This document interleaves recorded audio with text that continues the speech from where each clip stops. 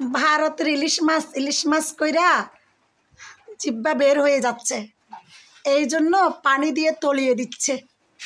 ইন্ডিয়ার সকল কুকীর্তি, তারা যে রাতের অন্ধকারে দিনে এই বেড়িবাঁধ খুলে দিচ্ছে, এটা সম্পূর্ণ প্রমাণসহ এই ভিডিওতে তুলে ধরার চেষ্টা করেছি। ইন্ডিয়াতে ইলিশ মাছ না দেওয়ার কথা শুনে ইন্ডিয়া এমনভাবে ক্ষেপে গেছে যে তারা বাঁধ ছেড়ে দিয়ে, মানে বাঁধ খুলে দিয়ে আমাদেরকে পানিতে তলিয়ে দেওয়ার জন্য অনেক চেষ্টা করতেছে। আরে তোদেরকে মাত্র ইলিশ মাছ না দেওয়ার কথা শুনে তোরা এত নির্যাতন করতেছিস বাঙালিদের উপর। হ্যাঁ, তো আমরা বাঙালিরা কতটুকু ধৈর্য আছে আমাদের আবার চিন্তা করে দেখ। তোরা এত নির্যাতন করার পরেও তোদেরকে আমরা বন্ধু মনে করে বন্ধু ভেবেই যাচ্ছি, তোদের উপর কোনো হুঙ্কার কোনো আওয়াজ আমরা তুলতেছি না।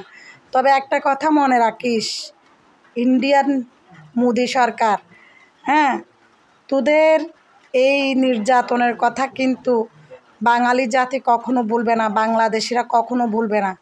তোরা যে মানুষকে এত পরিমাণ নির্যাতন করতে পারস, তোদের মনে যে এত হিংসা, সারা জীবন আমাদের থেকে ইলিশ মাছ খাইছস। আমাদের বাঙালিরা, আমাদের বাংলাদেশের মানুষ ইলিশ মাছ খাইতে পারে নাই, সব ইলিশ মাছ তোরা খাইছস। আর এত ইলিশ মাছ খাওয়ার পরে মাত্র ইলিশ মাছ দেবে না এটা ঘোষণা দিয়েছে, তাও কোনো সরকার দেয় না, দেশের মানুষ বলছে মাত্র। হ্যাঁ, এতেই তোদের এই অবস্থা। তোদের যে ঝুলি ভরা হিংসা, এটা তোরা প্রকাশ করে দিলি।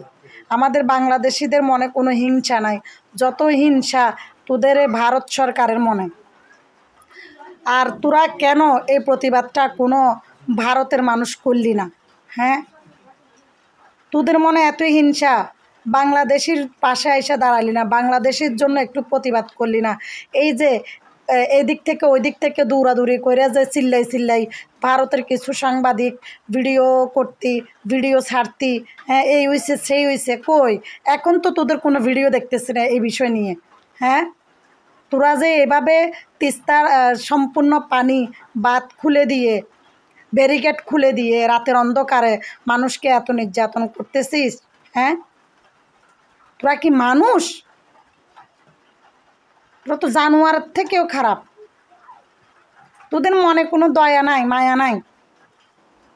তোদের মনে যদি দয়া মায়া থাকতো তাইলে তোরা এরকম করতে পারি না। মনে রাখিস একটা কথা, আল্লাহর থেকে বড় শক্তিশালী না। হয়তো কিছুদিনের জন্য তোরা আমাদেরকে এই কষ্টটা দিবি, কিন্তু দুঃখের পরে সুখ ইনশাল্লাহ আবার ফিরে আসবে, শান্তি আবার ফিরে আসবে। সাময়িকভাবে আমাদেরকে কষ্ট দিবি, তারপরেও তোদেরকে আমরা ইলিশ মাছ দিব না। দেখি তোরা কী করতে পারিস। কত পানি আছে সব পানি দিয়ে দে, সমস্যা নাই। বাংলাদেশের সকল ভাই বোনকে বলতেছি, ছাত্র সমাজ, সকল প্রবাসী ভাই বোন, আমরা সবাই এই যে ইন্ডিয়ান যে বাঁধ খুলে দিয়ে আমাদেরকে পানি দিয়ে তলিয়ে দিচ্ছে, এটা সমাধান কি নাই? আমরা প্রয়োজনে একবেলা খাবো, আরেক বেলা উপোস থাকবো, তারপরও এই পানি বন্ধ করার চেষ্টা আমাদের সবাইকে করতে হবে। আর ভারতবাসীকে বলতেছি, আল্লাহ ছাড় দেয় কিন্তু ছেড়ে দেন না।